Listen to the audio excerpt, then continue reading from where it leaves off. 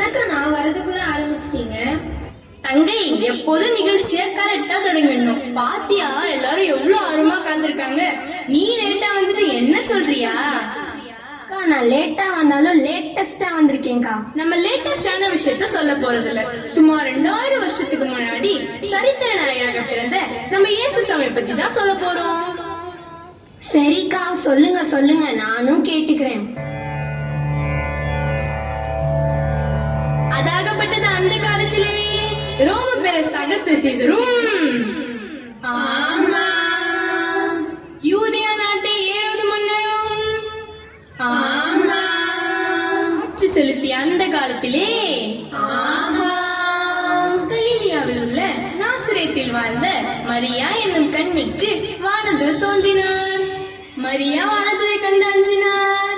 அப்போது வானதூதர் மரியாவை பார்த்து என்ன சொன்னார்? தங்கை, அதை தானே சொல்ல போறேன், அதுக்குள்ள கோரஸ் பண்ணுமா? அக்கா நீங்க சொல்ல வேணாம், பாட்டாவே பாடிருங்க, அப்பதானே எங்களால கோரஸ் பாட முடியும். ஓ அப்படியா, சரி பாரு. அம்மா நீ அஞ்ச வேண்டாம், ஆண்டவர் உம்முடனே. அம்மா நீ அஞ்ச வேண்டாம், ஆண்டவர் உம்முடனே. உன்னத கடவுள் மகனை பெற்றெடுக்க பாக்கியம் செய்தாயம்மா. தேவ மைந்தன் உனக்கு பிள்ளையாய் பிறப்பாரம்மா. தேவன் மைந்தன் உனக்கு பிள்ளையாய் பிறப்பாரம்மா. அம்மா நீ அஞ்ச வேண்டாம், ஆண்டவர் உம்முடனே. அம்மா நீ அஞ்ச வேண்டாம், ஆண்டவர் உம்முடனே. உன்னத கடவுள் மகனை பெற்றெடுக்க பாக்கியம் செய்தாயம்மா. தேவ மைந்தன் உனக்கு பிள்ளையாய் பிறப்பாரம்மா. தேவன் மைந்தன் உனக்கு பிள்ளையாய் பிறப்பாரம்மா. என்று மங்களவார்த்தை சொன்னார். ஆமா. ஆனால் மரியாவோ, வானதுதரே, இது எப்படி நடக்கும்? நான் தான் கன்னியாயிற்றே என்று கேட்டார். அதற்கு வானதுதர் என்ன சொன்னார்? என்ன சொன்னார்? தூய ஆவியே உம்மில் தங்குமே, அவர் வல்லமை எல்லை இல்லையே. தூய ஆவியே உன்மேல் தங்குமே, அவர் வல்லமை எல்லை இல்லையே. மன்னன் தாவீதின் ராஜபீடத்தை உந்தன் பிள்ளைக்கு இறைவன் தருவாரே. மன்னன் தாவீதின் ராஜபீடத்தை உந்தன் பிள்ளைக்கு இறைவன் தருவாரே. அவர் என்றென்றும் உலகத்தை ஆட்சி செய்வாரே. தூய ஆவியே உன்மேல் தங்குமே, அவர் வல்லமை எல்லை இல்லையே. தேவதூதர் சொன்னதை கேட்ட மரியாள், இதோ ஆண்டவர் கடிமை, நீர் சொன்ன வார்த்தையின்படி நடக்கட்டும் என்று இறைவனுக்கு கீழ்ப்படிந்தார். அப்புறம் வானதூதர் போயிட்டாராக்கா? நேரா மரியாவுக்கு மன ஒப்பந்தமாகிருந்த யோசேப்பு கனவுக்கு போனாரு. அப்புறம் கனவுல என்னக்கா சொன்னாரு? யோசேப்பே யோசேப்பே, மரியாளை சேர்த்துக் கொள்ள ஐயமா என கேட்டார். அதுக்கு யோசிப்பு ஆமான் தானக்கா சொல்லிருப்பாரு. அதுதான் தங்க இல்ல, முதலில் முடியாது என்று சொன்ன யோசேப்பு மரியாள் தூய ஆவினால் தான் கர்ப்பமானாள் என்று தூதன் சொல்ல கேட்டு மரியாளை தன் மனைவியாக ஏற்றுக்கொண்டார். அப்பாடா, பிரச்சனை முடிஞ்சிருச்சு. தங்கைங்களா, இனிமேதான் பிரச்சனை ஆரம்பம். என்னது, இனிமேதான் பிரச்சனை ஆரம்பமா? சொல்லுங்க சொல்லுங்க, நாங்களே கேட்டுக்கிறோம்க்கா. அரசு கட்டளையின்படி மக்கள் தொகை கணக்கெடுப்பதால் யோசேப்பு நிறைமாத கர்ப்பிணியான மரியாவோடு தன் சொந்த ஊரான பெத்லகேமுக்கு சென்றார். அங்கு தங்குவதற்கு இடம் கிடைக்காததால் இடம் தேடி அலையாய் அலைந்தார். அப்புறம் என்னக்கா செய்தாங்க? ஒரு சொல்றேன், உனக்கு எப்போ அவசரம் தான். அங்கு அவர்கள் தங்குவதற்கு மாட்டு கொட்டகை தான் கிடைத்தது. அப்படியா? அங்கு தங்கிய போது நம் மன்னாதி மன்னர் இயேசு கிறிஸ்துவை மரியாள் ஈன்றெடுத்தார். ஆமா. அப்போது திரளான வானதூதர் தோன்றி குழந்தையாம் இயேசு பாலனை போற்றி பாடிய அக்காட்சியை இப்பொழுது பார்ப்போமா?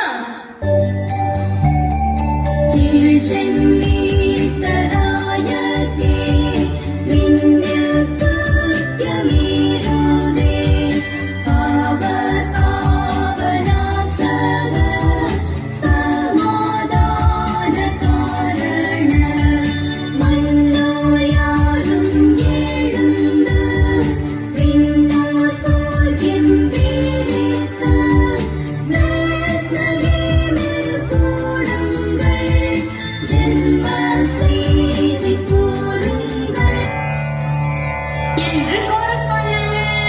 என்னது நம்மள மாதிரி கோரஸ் பாடுறாங்களா? இல்ல இல்ல, நம்மள மாதிரி பாடுறவங்க இனிமேதான் வருவாங்க. ஓ அப்படியா? ஆடு மேய்க்கும் இடையார் கூட்டம் ஒன்று அங்கு இருந்தது. அப்படியா? தேவதூதர் அவர்களிடம் சென்று இயேசு பிறந்த நற்செய்தியை சொன்னார். எப்படி சொன்னார்? பயப்படாதீர்கள், இதோ எல்லா மக்களுக்கும் மகிழ்ச்சியூட்டும் நற்செய்தியை நான் உங்களுக்கு சொல்கிறேன். ஆமா. இன்று ஆண்டவராகிய மேசியா என்னும் மீட்பர் உங்களுக்காக தாவீதினூரில் பிறந்திருக்கிறார். ஆமா, பிறந்திருக்கிறார். குழந்தையை துணிகளில் சுற்றி தீவன தொட்டில் வைத்திருக்க காண்பீர்கள். ஆமா, காண்பீர்கள். இதுவே உங்களுக்கு அடையாளம் என்று கூறினார். உடனே இடையர்களுக்கு சந்தோஷம் ஏற்பட்டு பாடினாங்க பாரு ஒரு பாட்டு. அக்கா பாட்டு மட்டும்தானா? ஆட்டம் தான் சும்மா பட்டே கிளப்பிட்டாங்கல்ல.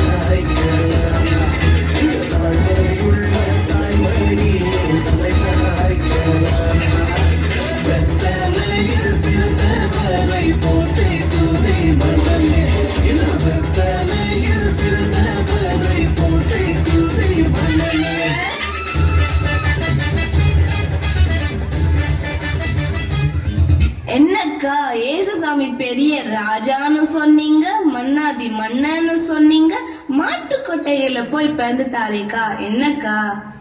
கடவுள் தன்மையில் இருந்த ஆண்டவராகிய இயேசு கிறிஸ்து தன்னையே தாழ்த்தி கொண்டு ஏழ்மையில் பிறந்தார். அந்த தாழ்ச்சி தான் அவர் மனுஷனுக்கு சொன்ன முதல் கட்டளை. அக்கா, எனக்கு ராஜா கதைனா ரொம்ப பிடிக்கும். நீங்க என்னக்கா இப்படி சொல்லிட்டீங்க?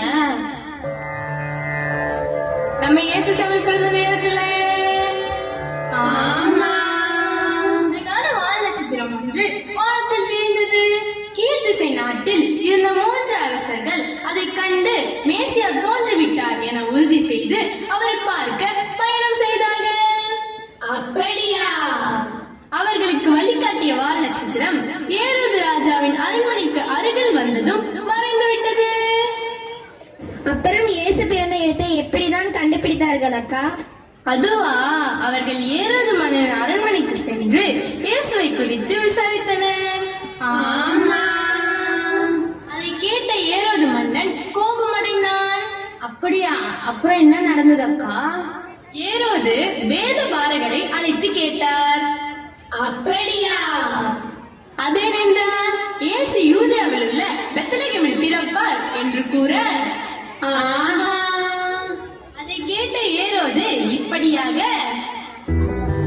ஏரோது உள்ளம் கொதித்தானே, இயேசுவை கொல்ல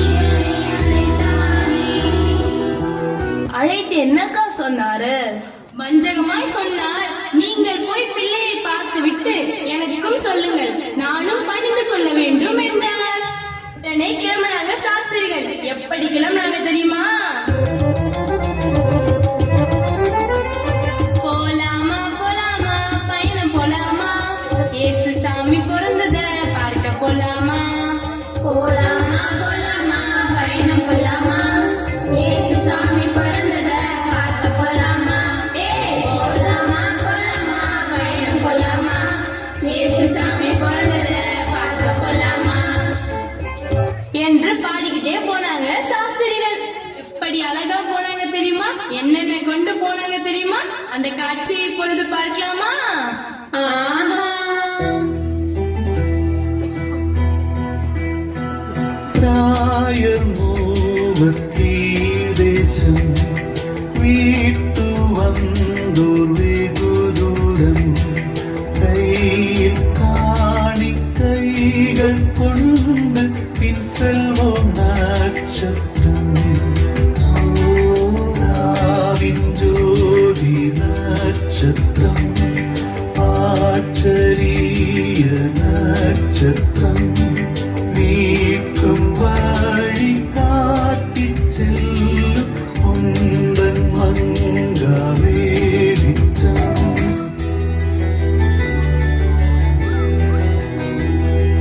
பெத்லகேம் வந்த ராஜாவே உம்மை நித்திய வேண்டுகிறேன் கிரீடம் சூடும் நற்பொன்னையை வைத்தேனும் முன்னை ஓராவின் ஜோதி நட்சத்திரம் ஆச்சரிய நட்சத்திரம் மீட்கும் வழி காட்டிச் செல்லும் உந்தன் மங்கா வெளிச்சம்